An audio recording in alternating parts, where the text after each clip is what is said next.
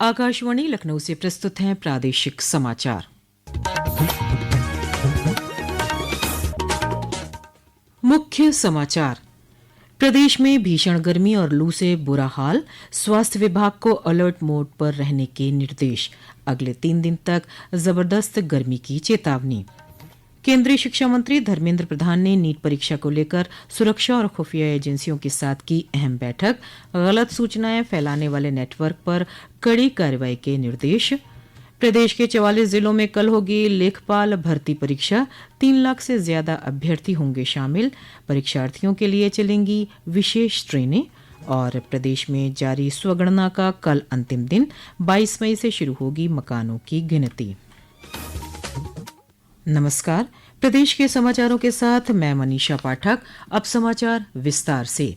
प्रदेश में भीषण गर्मी और लू के चलते जनजीवन प्रभावित हो रहा है। आज 48 डिग्री सेल्सियस तापमान के साथ बांदा प्रदेश में सबसे गर्म जनपद रहा, जबकि हमीरपुर और प्रयागराज में पारा 46 डिग्री सेल्सियस के पार पहुंच गया।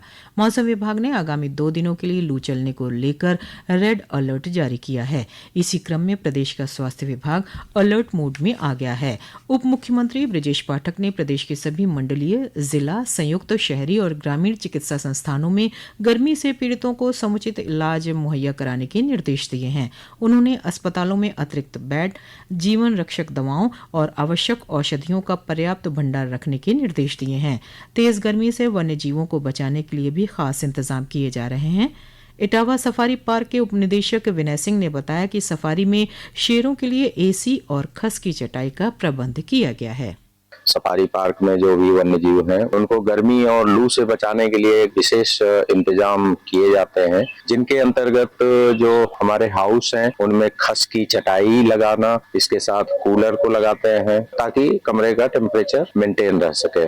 जो भी ब्रीडिंग वाली शेरनी है उसके नवजात बच्चे रहते हैं, शावक रहते हैं साथ में, उनको एसी के माध्यम से उनके कमरे का तापमान मेंटेन किया जाता है।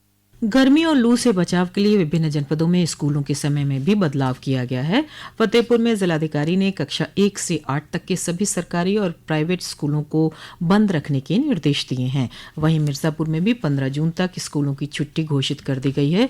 कानपुर में जिलाधिकारी ने कक्षा 8 तक के सभी विद्यालयों को 31 मई तक बंद रखने का आदेश दिया है। केंद्रीय शिक्षा मंत्री धर्मेंद्र प्रधान ने आज नई दिल्ली में आगामी नीट यूजी 2026 की दोबारा होने वाली परीक्षा के मद्देनजर केंद्रीय सुरक्षा और खुफिया एजेंसियों के साथ एक उच्च स्तरीय समीक्षा बैठक की। बैठक में श्री प्रधान ने परीक्षा को सुरक्षित, निष्पक्ष और पारदर्शी रूप से संपन्न कराने के लिए कड़ी निगरानी और पुख्ता सुरक्षा व्यवस्था की आवश्यकता पर जोर दिया। उन्होंने सोशल मीडिया के माध्यम से प्रतियोगी परीक्षाओं से संबंधित गलत सूचनाओं के बढ़ते प्रसार पर भी गंभीर चिंता व्यक्त की। श्री प्रधान ने ऐसे नेटवर्कों पर कार्रवाई के निर्देश दिए जिसमें फर्जी जानकारी फैलाने वाले चैनलों की सक्रिय पहचान, उन्हें ब्लॉक करना और हटाना शामिल है। शिक्षा मंत्री ने इस बात पर जोर दिया कि सोशल मीडिया प्लेटफॉर्म को शिक्षा मंत्रालय, राष्ट्रीय परीक्षा एजेंसी और कानून प्रवर्तन एजेंसियों के साथ मिलकर काम करना चाहिए ताकि गलत सूचना पर तुरंत रोक लगाई जा सके और परीक्षा प्रणाली की अखंडता की रक्षा की जा सके। प्रदेश में लेखपाल भर्ती की मुख्य परीक्षा कल 44 जिलों के 861 केंद्रों पर होगी। करीब 8,000 पदों के लिए होने वाली इस परीक्षा में लगभग 3,66,700 अभ्यर्थी शामिल होंगे। एक रिपोर्ट। लेखपाल भर्ती परीक्षा को लेकर कृषि उत्पादन आयुक्त दीपक कुमार ने तैयारियों की समीक्षा की। उन्होंने कहा कि परीक्षा को शुचितापूर्ण ढंग से संपन्न कराने के लिए जिन जिलों में सर्वाधिक अभ्यर्थी परीक्षा में शामिल होंगे वहां विशेष सतर्कता बरती जाए। रेलवे स्टेशनों और बस अड्डों पर अभ्यर्थियों और उनके परिजनों की सुरक्षा और सुविधा के लिए पर्याप्त पुलिस बल तैनात किए जाएं और होल्डिंग एरिया बनाए जाएं। उन्होंने सोशल मीडिया पर विशेष निगरानी रखने के साथ ही लोकल इंटेलिजेंस को भी सक्रिय रखने के निर्देश दिए। गर्मी के मद्देनजर परीक्षा केंद्रों पर विद्युत आपूर्ति, पीने का पानी की व्यवस्था के अलावा नजदीकी अस्पतालों को भी अलर्ट मोड पर रखने को कहा गया है। परीक्षा की जिला और राज्य स्तर के कंट्रोल रूम से लगातार निगरानी की जाएगी। समाचार कक्ष से सुशील चंद्र तिवारी। परीक्षार्थियों के आवागमन के लिए रेलवे द्वारा विशेष ट्रेनों का संचालन भी किया जा रहा है। रेलवे प्रशासन ने बरेली जंक्शन और मथुरा जंक्शन के बीच 2 स्पेशल ट्रेनों का संचालन करने की घोषणा की है। वहीं पूर्वोत्तर रेलवे गोरखपुर लखनऊ परीक्षा स्पेशल ट्रेन का संचालन कर रहा है, जो 21 मई की रात 12:30 बजे गोरखपुर से रवाना होगी और सुबह 6:40 पर लखनऊ पहुंचेगी। वापसी में लखनऊ गोरखपुर अनारक्षित स्पेशल ट्रेन शाम 6:15 बजे लखनऊ से चलकर रात 11:55 पर गोरखपुर पहुंचेगी। मुख्यमंत्री योगी आदित्यनाथ ने आज Uttar Pradesh data centre cluster, project Ganga और गेहूं के इन हाउस प्रसंस्करण को बढ़ावा देने के लिए मंडी शुल्क में छूट जैसे विषयों की समीक्षा की। इस उच्च स्तरीय समीक्षा बैठक में उन्होंने अधिकारियों को आवश्यक दिशा निर्देश भी दिए। एक रिपोर्ट।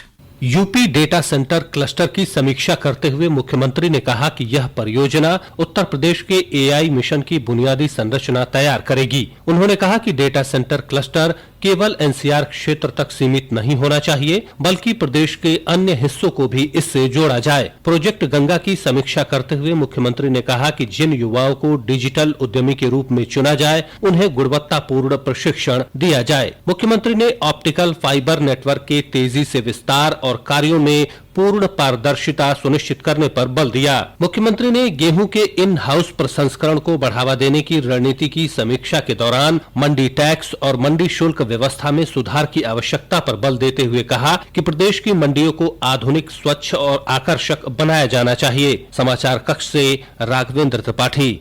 ये समाचार आप आकाशवाणी लखनऊ से सुन रहे हैं। ताज़ा समाचार जानने के लिए आप हमारी वेबसाइट newsonair.gov.in पर लॉगिन कर सकते हैं। इसके साथ ही आप प्रादेशिक समाचारों का ये बुलेटिन हमारे YouTube channel news on AIR Lucknow पर भी सुन सकते हैं। प्रदेश में जारी स्वगणना का कल अंतिम दिन है। राज्य के जनगणना निदेशक और मुख्य प्रधान जनगणना अधिकारी शीतल वर्मा ने बताया कि नागरिकों को स्वगणना के लिए census.gov.in वेबसाइट पर जाकर अपने राज्य को चुनना होगा और फिर परिवार के मुखिया का नाम, मोबाइल नंबर या ईमेल के जरिए लॉगिन कर जानकारी भरनी होगी। मुख्य प्रधान जनगणना अधिकारी ने बताया कि गणना पर 11 अंकों का एक कोड प्राप्त होगा, जिसे प्रगणक के घर आने पर देना होगा, जिससे जानकारी का सत्यापन होगा। उन्होंने लोगों से स्वगणना में बढ़ चढ़कर हिस्सा लेने की अपील की है। जनगणना 2027 के पहले चरण के तहत प्रदेश में 22 मई से मकानों की गणना शुरू होगी, जो 22 जून तक चलेगी। उत्तर प्रदेश मंत्रिमंडल विस्तार में कैबिनेट मंत्री बने भूपेंद्र चौधरी ने आज सूक्ष्म, लघु एवं मध्यम उद्यम मंत्री के तौर पर कामकाज संभाल लिया है। इस अवसर पर मीडिया से बातचीत में उन्होंने कहा कि प्रदेश के विकास में एमएसएमई की महत्वपूर्ण भूमिका है। उन्होंने कहा कि उनका लक्ष्य है कि अधिक से अधिक लोगों को इसके माध्यम से रोजगार प्राप्त हो। और निश्चित रूप से उत्तर प्रदेश के विकास में जिस प्रकार से एमएसएमई विभाग की भूमिका है और उस भूमिका में अधिक से अधिक लोगों को रोजगार, स्वरोजगार के अवसर प्राप्त हो, इसका प्रयास और इस लक्ष्य को लेकर हम लोग आगे बढ़ेंगे। उत्तर प्रदेश में 46% निर्यात इन्हीं इकाइयों के द्वारा उत्पादित सामानों का होता है, तो इसे आगे बढ़ाएं, इसका प्रयास हम लोग करेंगे। और उत्तर प्रदेश एक विकसित राज्य की ओर बढ़ रहा है, हमारा विभाग उसमें एक महती भूमिका निभाए, इसका प्रयास हम सब लोग मिलकर करेंगे। प्रयागराज से नोएडा इंटरनेशनल एयरपोर्ट के बीच सीधी उड़ान सेवा शुरू करने को नागर विमानन महानिदेशालय ने मंजूरी दे दी है। प्रयागराज एयरपोर्ट के निदेशक राजेश चावला ने बताया कि जेवर एयरपोर्ट का संचालन शुरू होने के बाद प्रयागराज जेवर फ्लाइट की समय सारणी जारी की जाएगी। नई उड़ान सेवा शुरू होने से प्रयागराज से नोएडा, ग्रेटर नोएडा और पश्चिमी उत्तर प्रदेश जाने वाले यात्रियों को काफी सुविधा होगी। प्रयागराज एयरपोर्ट के ऊपर एक हफ्ते में 60 फ्लाइटों का आना जाना है और अभी ये जो जेवर एयरपोर्ट जून से शुरू हो रहा है, इसमें अभी जैसे ही ये थोड़ा अभी तो कुछ कम फ्लाइटों से वहां से आना जाना शुरू होगा। इंडिगो की एक फ्लाइट शेड्यूल्ड है जो कि जेवर से प्रयागराज और प्रयागराज से जेवर जाएगी, क्योंकि अभी उसका पूर्णतः वो नहीं हुआ, शुरुआत नहीं हुई। जैसे ही वो जैसे फ्लाइट्स की संख्या वहां बढ़ती जाएगी तो हमारे यहाँ भी एक फ्लाइट आने का समय शेड्यूल में प्रोग्राम है। अंत में मुख्य समाचार एक बार फिर।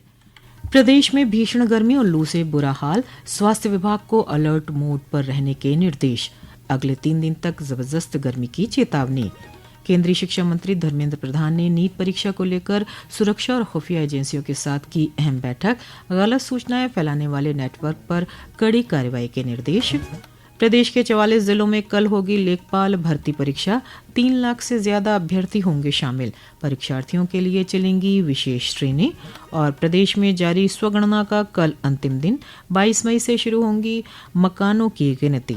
इसी के साथ प्रादेशिक समाचारों का ये बुलेटिन समाप्त हुआ। अगला बुलेटिन रात 8 बजे FM पर प्रसारित किया जाएगा। नमस्कार।